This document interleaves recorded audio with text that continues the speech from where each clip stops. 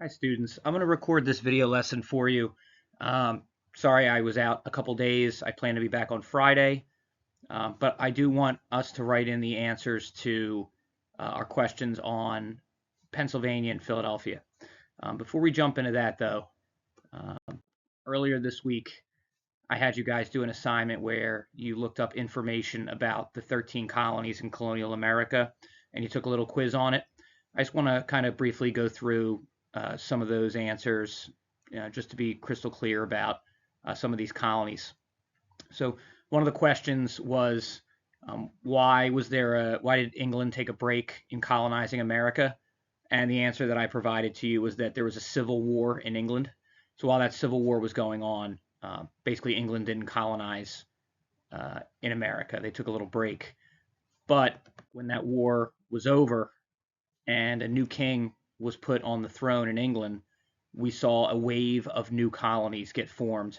So just, looking at this map here, New York, New Jersey, Pennsylvania, Delaware, North Carolina, South Carolina, you know, Georgia comes, like even Maryland, I think I forgot. So we see before the Civil War, you have Virginia and the New England colonies. And then after the Civil War, you have pretty much the rest of colonial America is formed. Um, on your quiz, I asked you something to the effect of like which colony was given to 8 friends of the king. Make sure you're aware that that was the Carolinas. So after the English Civil War, the king had a lot of favors to repay. So there were a group of 8 men.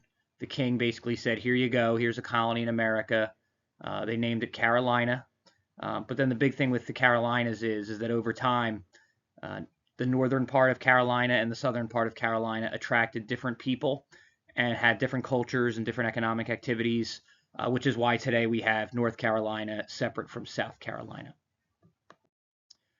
Maryland has an interesting history. Make sure you know the origin of Maryland and why it was formed. The short story is that there were still people in England who were Catholic, and even though England was no longer a Catholic country, these Catholic people in England felt like they were really getting harassed and discriminated against. So what happened was the King of England basically gave Catholics a place to live in America. So Maryland, the origin of Maryland was that it was a place supposedly for English Catholics to move to and to live in peace. What we see there is that Maryland ends up becoming a mixture of Catholic settlers from England and Protestant settlers from England. And there was so much religious diversity there that they essentially passed a law called the Toleration Act, saying that as long as you're a Christian, you can worship freely. And this is one of those laws in colonial America that contributes to freedom of religion. Let's talk about New York and New Jersey. So originally, New York and New Jersey were one combined colony called New Netherlands. But what happened was in the 1660s, Britain started looking at this area saying, we want to take it over. So in 1664, the British Navy came sailing into New York City, and they basically told the Dutch, who controlled the area, you need to surrender this area, or we're going to, start shooting. The Dutch decided it wasn't worth it, and they gave it up without a fight. So what happened was when England takes over New York and New Jersey, they take the one colony, they split it into two. The northern part becomes New York, the southern part becomes New Jersey, and the city that was founded by the Dutch, it was called New Amsterdam. The English renamed it New York. So that's kind of the origin of New York and New Jersey. Originally Dutch, but then taken over by the English, and everything was renamed. Okay, and then lastly, Georgia. Georgia was the last of the 13 colonies that was formed. It was formed for 2 reasons.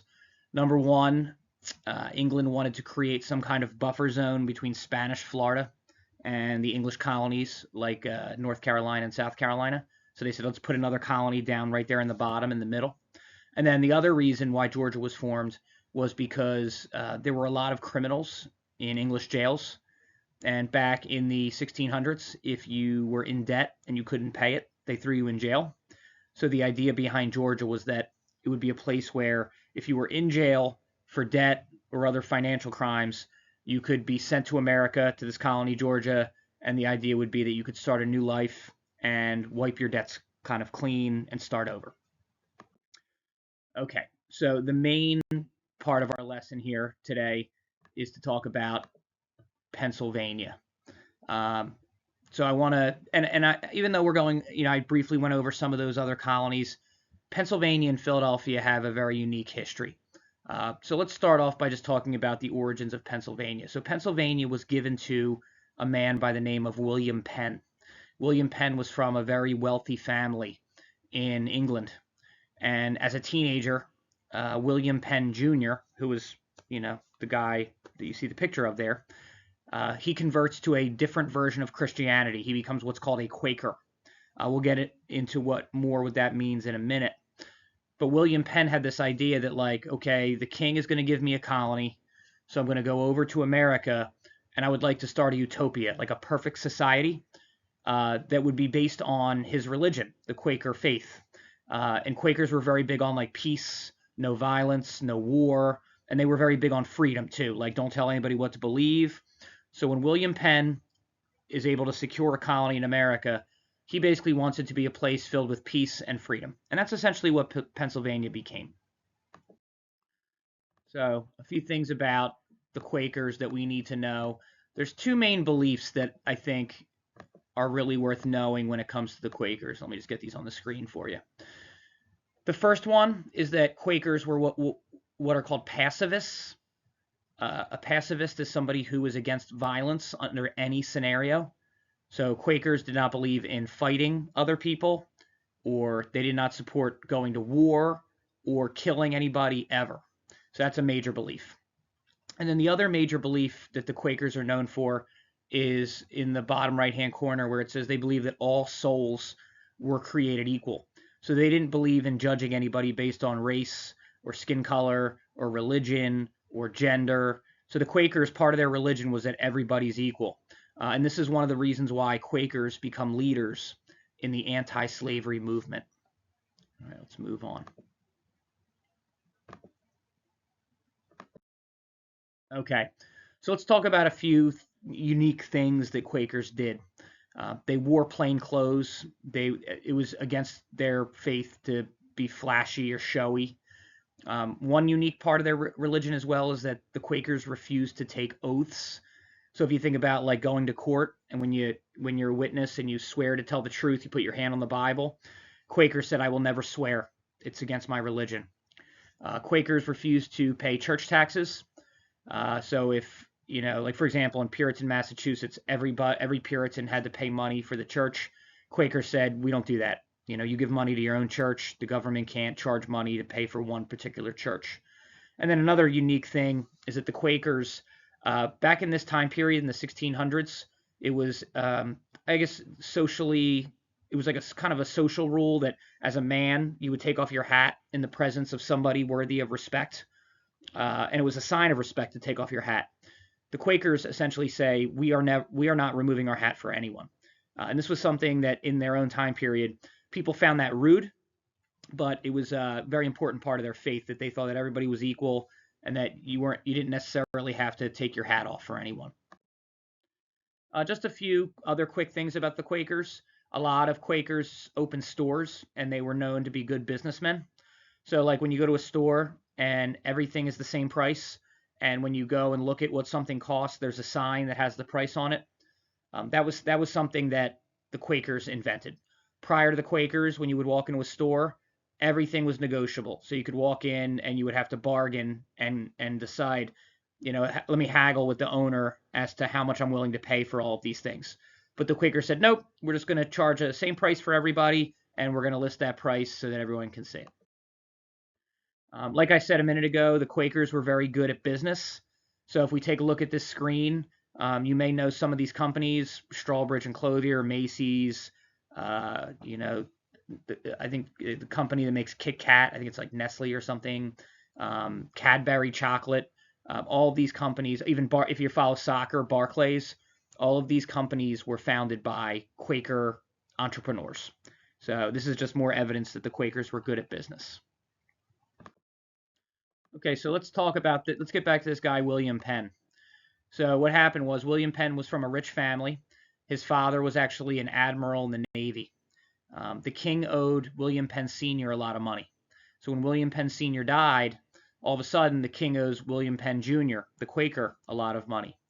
So the king essentially said, okay, well, I don't have the money to pay you, but I could give you a colony in America instead. And William Penn Jr. says, absolutely, I'd love to have a place where my fellow Quakers can go and live in peace. So the king ends up giving William Penn a colony, and the rest is history. This picture that I have behind my face, that is Philadelphia City Hall. And if you notice that there's a man standing on top of Philadelphia City Hall, a big statue, and that statue is of William Penn. So William Penn personally designed the city of Philadelphia. So it's fitting today that William Penn, his statue, is looking out over the city that he created. All right, so let's go over the government of Pennsylvania. A few things. I'm not going to go over this all, but I'll go over some of it. So be aware, and I think this is one of your questions, the government of Pennsylvania was based on the Quaker religion. So being a Quaker is a type of a Christianity, but they have some unique views that other Christians do not believe. So for example, capital punishment is another term for the death penalty. So because Quakers were against violence and killing, they did not murder criminals. If you go down here, full religious freedom. Pennsylvania was one of the only places in colonial America where legitimately you could believe whatever you wanted. Nobody in Pennsylvania cared what anybody else's religious belief was. And if you look around colonial America, for the most part, most colonies did have like official religions and things like that, but not Pennsylvania. Like we talked about, the Quakers were against oaths, so you never had to swear an oath in Pennsylvania. And the Quakers also believe that prison, like when you're a criminal and you go to jail, they believe that the purpose of jail was to ask for forgiveness from God. So, today when people get sent away to prison, we try to rehabilitate them. And if they do get released, we want them to go out and live productive lives. And we could give the Quakers a lot of credit for coming up with the idea that jails were for not necessarily just punishment, but for rehabbing people too. Okay, everybody, just a few last closing notes on Pennsylvania. Philadelphia is a major city in the United States today. It is the major city in the United States that is closest to where we live. So like I said earlier, William Penn personally drew up the plans for Philadelphia because he had this vision of what he wanted his biggest city to look like. So I think most of you have probably heard of Philadelphia as being called the city of brotherly love. But what most of you probably don't know is that that's what the name Philadelphia means. So Philadelphia is a Greek word. Philos means love, and adelphos means brother. So literally you put those words together, brotherly love, and that's where that name comes from. Be aware that there is a major river where Philadelphia is located, and that is called the Delaware River. So make sure you're aware that when you're driving over the Walt Whitman Bridge or you're driving over the Ben Franklin Bridge to go to Philadelphia, if you look down and you see that big river, that's called the Delaware River. And then lastly, in our slideshow here, be aware that out of all the cities in colonial America, Philadelphia was the richest, the place where immigrants wanted to go, and as a result, Philadelphia became the richest, most prosperous city in colonial America. So guys, I hope this little video helped you to answer your questions. I have also attached this slideshow to the classroom. So if you have to go back and use the slideshow to answer any of the questions in your notes, please do that. And I'll see you all on Friday.